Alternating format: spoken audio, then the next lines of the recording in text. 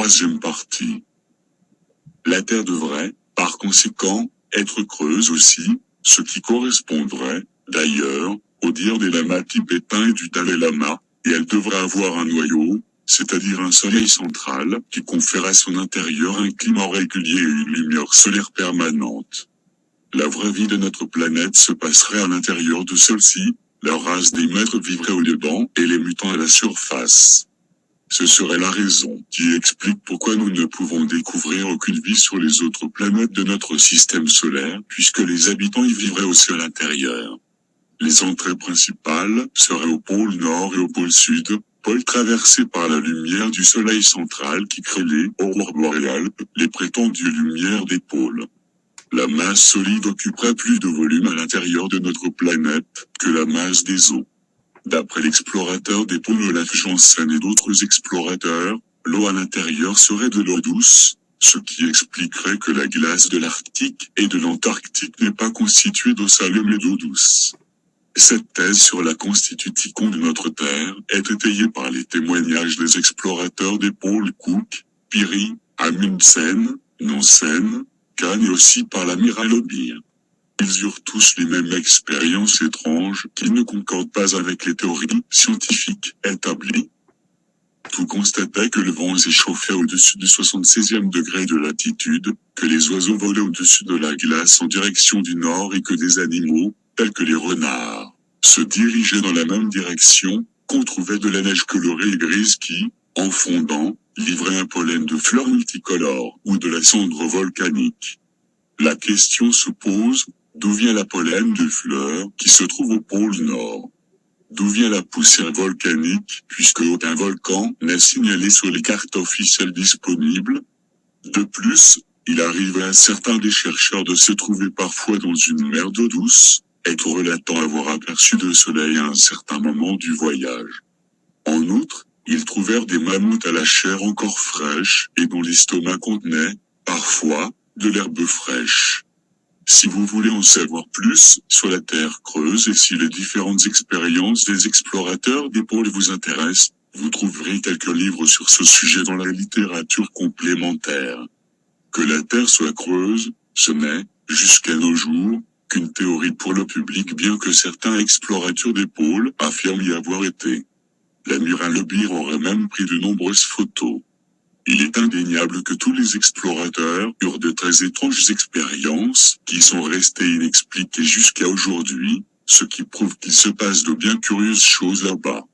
De même que ce n'est qu'une théorie d'affirmer que la Terre posséderait un noyau en fusion.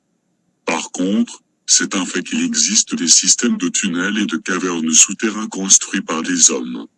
On les trouve dans presque tous les pays de la Terre, ils témoignent d'une technique hautement développée, d'une ancienne culture remontant à des millions d'années. Ils sont, pour la plupart, éclairés par une source de lumière, une lueur verdâtre qui s'éclaircit au fur et à mesure que l'on y pénètre. Ils ont des parois taillées lisses et recèlent des machines inconnues, telles que celles qui ont été retirées au Boiton Canyon, à Sedona, en Arizona. Pour les gens de Tulé, ces mythes sur la Terre creuse étaient, manifestement, assez étoffés pour être pris au sérieux. Une expédition au moins eut lieu, pendant la Deuxième Guerre mondiale, en Antarctique, plus de détails par la suite. Pour montrer que l'histoire des hyperboréens aériens n'est pas sans fondement, voici deux exemples. Lorsqu'en 1532 les conquérants espagnols sous la direction de Pizarro arrivèrent en Amérique du Sud, les indigènes les appelèrent les Vicarochas, maîtres blancs. Dans leur légende, il est question d'une race de maîtres géants à la peau blanche qui, des siècles plus tôt, descendaient du ciel avec des disques volants.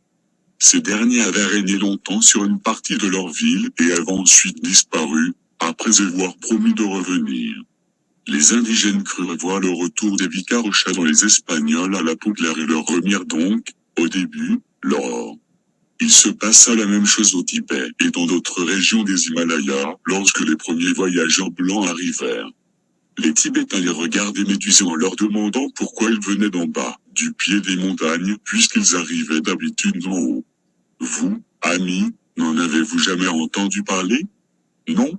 C'est bien regrettable, car l'idéologie des dirigeants allemands du Reich était, en fait, basé sur le thème d'El Shaddai, qui eut pour conséquence la persécution des Juifs, sur la révélation d'Isaïe, sur le savoir des Templiers, et peut-être aussi sur ce que je viens de relater.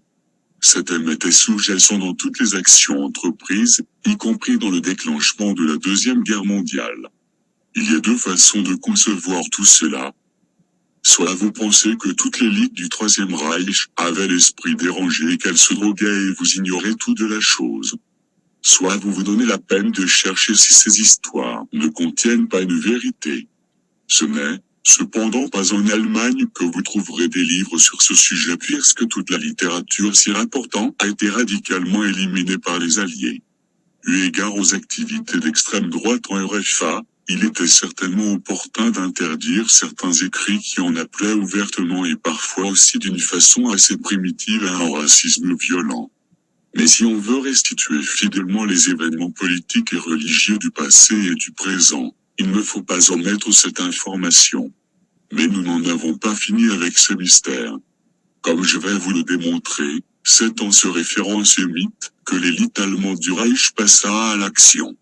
Fin octobre 1918, Sebottendorf donna la mission aux frères de Leuchkarler et Anton Drexler de former un cercle de travailleurs. Celui-ci devint, plus tard, le Parti des travailleurs allemands, le DAP, Deutsche Arbeiterpartei. La revue de la société Thule était le Völkischer Beobachtler, l'observateur du peuple. Il fut directement repris par le SDAP, qui se forma à partir de la DAP. En octobre 1918, le jeune occultiste et ésotériste Adolf Hitler, qui s'appelait, en fait, Adolf Schicklgruber, Hitler était le nom de jeune fille de sa mère, rentre dans le DAP, le parti de Thule, et il est remarqué pour ses talents d'orateur. Trevor Ravenscroft décrit dans Der Speer des Schicksal, l'épée du destin, ce qui a aussi rapposé un ami de jeunesse d'Hitler, Wolfgang Einstein qui devint, plus tard, le conseiller du franc-maçon Winston Churchill. Hitler, déjà grand adepte du mysticisme à l'âge de 20 ans, essaya d'atteindre des niveaux de conscience élevés à l'aide de drogue. Par l'intermédiaire du libraire prêtre à Vienne, adepte du mysticisme germanique et de la doctrine de la race démétrienne qui en découlait, Hitler se forgea les bases de sa vision future du monde et avec son aide, il fit usage du peyote, drogue hallucinogène, pour accéder à l'illumination mystique. À cette époque-là, Hitler eut aussi connaissance des protocoles des sagesses de Sion, ce qui le renforça dans son aversion pour les Juifs. Il n'est pas étonnant qu'Hitler, déjà dépendant de drogue quand il était jeune homme, prit de forts narcotiques toute sa vie. D'après le journal de bord de son médecin personnel, Theodor Morel, Hitler reçut pendant les 6 ans que dura la guerre des injections de différents calmants, de strychnine, de cocaïne, de dérivés morphiniques et d'autres drogues. Hitler fut engagé par le DAP, le parti de Thule, comme orateur électoral et apprit, plus tard, à bien lire et écrire grâce à Dietrich Eckart, anti-bolchevique et frère de la société Thule. Eckart fit de lui la personnalité que nous connûmes plus tard. Il l'introduisit dans les cercles munichois et berlinois, et Hitler adopta presque en totalité les conceptions de la société Thule.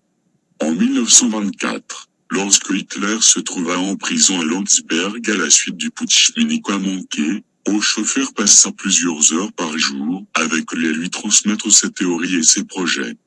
Il lui passa, entre autres, le livre de Lord Bulwer-Lytton et The Coming Race, la race à venir. La description de Bulwer-Lytton d'une race aryenne hautement développée qui vit sous terre est presque identique à celle que nous venons de parler. Dans son livre Les vaisons en forme de soucoupe jouent un rôle essentiel. Il y eut, de plus, la publication du livre de Ferdinand Sandowski, Bête, Homme et Dieu, qui dévoila les légendes d'Agartha et de Shambhala. Hitler était, de faire complètement absorbé par sa recherche du royaume souterrain et par la doctrine de la race aryenne propre aux membres de la société Thule. Hochhofer et Hess prirent en charge l'instruction politique d'Hitler. À Landsberg, Hitler écrivit Mein Kampf en faisant un amalgame des théories de Hochhofer, des pensées de Rosenberg et de la propagande politique. Rudolf Hess s'occupait de la formulation exacte et étapait le texte à la machine. 78. L'influence de Karl Schoeffer désigné comme le grand magicien du Troisième Reich montre quel rôle jouaient le mysticisme et l'occultisme dans le Reich. On prête à Schoeffer le don de prophétie, c'est la précision de ses prédictions qui lui fit bénéficier d'une ascension fulgurante dans les milieux influents occultes de l'époque d'avant-guerre en Allemagne.